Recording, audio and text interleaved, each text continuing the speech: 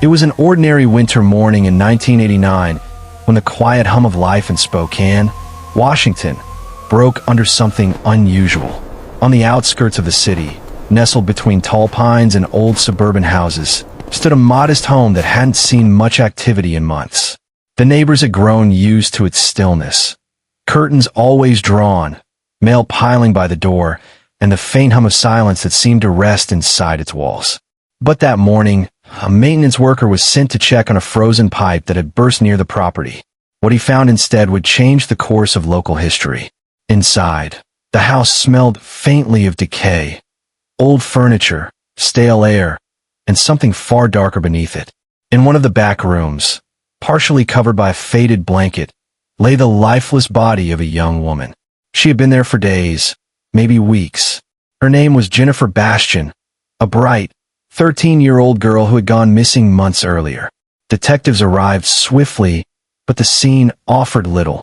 No sign of forced entry, no weapon, no witness, just a sense that whoever had been here knew exactly what they were doing. The neighbors watched in stunned silence as investigators moved in and out of the house, carrying evidence bags and whispered theories. No one could have imagined that this quiet discovery would spark one of Washington's coldest, most haunting murder mysteries, a case that would stay unsolved for nearly 3 decades. The murder of Jennifer Bastian rattled Spokane to its core. For weeks, news anchors repeated the same words: a promising young girl, gone too soon. Candlelight vigils filled the parks, and parents began walking their children to school again. But behind the scenes, detectives were drowning in confusion. The evidence was scarce. No fingerprints, no DNA technology advanced enough to extract answers. The only thing they had was the disturbing precision of the crime. Whoever had done this had planned it. There were no signs of a struggle, no footprints in the damp soil behind the house. It was as if the killer had appeared and vanished into thin air. Investigators canvassed the neighborhood, asking the same questions over and over. Did anyone see a strange car? Hear anything unusual? Notice anyone new around? But the answers blurred into the same tired shake of the head. A few locals whispered about a man they'd seen at the nearby park, watching children from a distance. Others mentioned a stranger fixing his bike near the same trail Jennifer was last seen on. Police followed every lead, only to hit walls of uncertainty. As weeks turned into months, the case began to fade from headlines. Boxes of reports and photos filled dusty shelves at the precinct. Detectives were transferred, priorities shifted, and the story of Jennifer Bastian became another cold file, a reminder of a killer who had vanished before their eyes.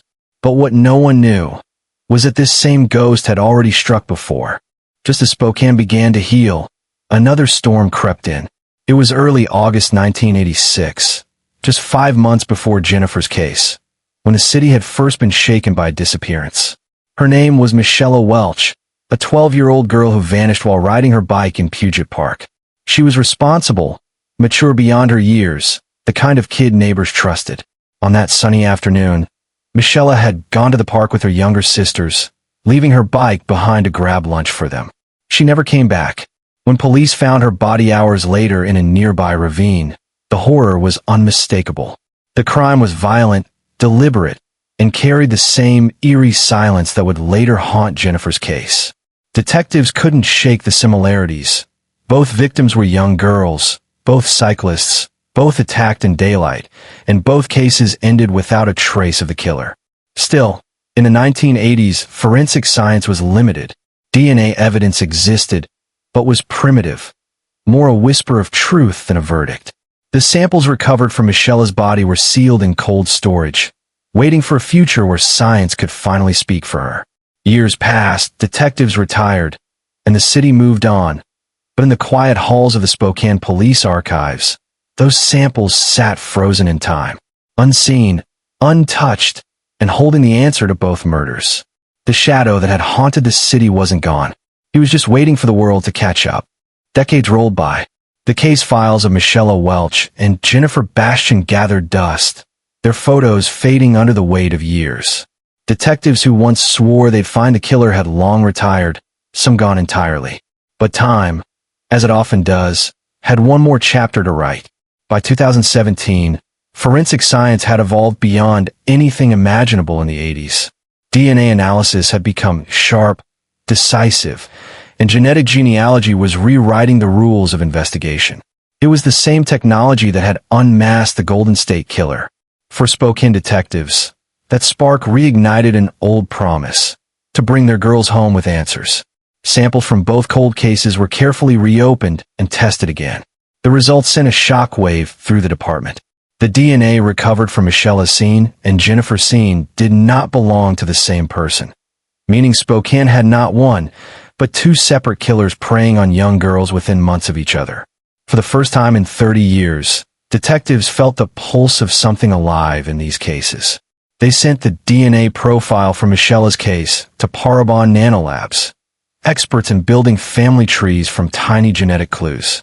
Days turned into weeks in silent anticipation, until one name began to rise from the branches. A man with a quiet life, a clean record, and no one who would ever suspect him.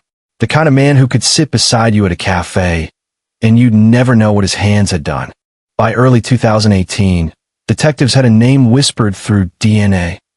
Robert Lee Yates? No. Gary Ridgway? No. This time, it pointed toward someone no one in Spokane remembered. Robert Lee Benjamin, a man who'd lived an unremarkable life.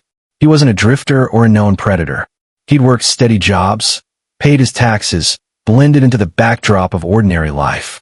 But in the quiet corners of the lab, his genes told a different story. Investigators couldn't storm in with just a hunch. They needed proof. So they watched. For days, an undercover team followed Benjamin around, to work, to the grocery store, to the cafe he visited every morning. He was polite, predictable, almost painfully normal. Then one morning, opportunity struck. Benjamin ordered his regular coffee, chatted briefly with the barista, and left, forgetting to toss his cup. The moment he walked out, a detective, posing as a cleaner, picked it up with gloved hands. The discarded cup, saliva on its rim, was rushed to the state crime lab. For 48 hours, tension strangled the department. When the results finally arrived, silence filled the room. The DNA from that coffee cup matched perfectly with the sample from Michelle Welch's case. A match so precise, there was no room for doubt. After more than 3 decades, the ghost of Spokane had a face, and his name was Robert Lee Benjamin. When detectives arrived at Benjamin's doorstep, the morning was unnervingly calm. The sky was overcast, gray, muted, like the city itself was holding its breath. He answered the door wearing an old sweatshirt, confusion flickering across his face as officers read him his rights. There was no chase, no denial, just quiet resignation, the kind of stillness that only comes when someone knows the past has finally found them. Inside the interrogation room, Benjamin sat beneath the hum of a single fluorescent light. For hours, he said nothing. Detectives laid out the evidence, the DNA, the photographs, the timelines, and each piece struck like a blade through the silence. Finally, with eyes cast downward, he muttered, "I didn't think they'd ever find me." The weight of those words rippled across the city. Families who had spent 30 years searching for answers finally had a name, a face, but not peace. Justice had come, yes, but it was justice aged and tired, like the parents who once prayed for it. In court, Benjamin showed little emotion as the verdict was read. Life in prison, no parole. Reporters wrote his name in bold headlines, yet behind the ink was something deeper, a collective exhale. Spokane had waited 3 decades for this moment, and as the cell door clanged shut behind him, it wasn't triumph that lingered, it was silence. The same silence that had hidden him for 30 years, now echoing in the place where time had finally caught its killer. Time doesn't forget. It waits, in sealed envelopes, in frozen evidence, in the quiet guilt that follows a man for decades. And when it finally speaks, it doesn't shout. It whispers. Robert Lee Benjamin thought the years had buried his truth, but in the end, it was silence that betrayed him.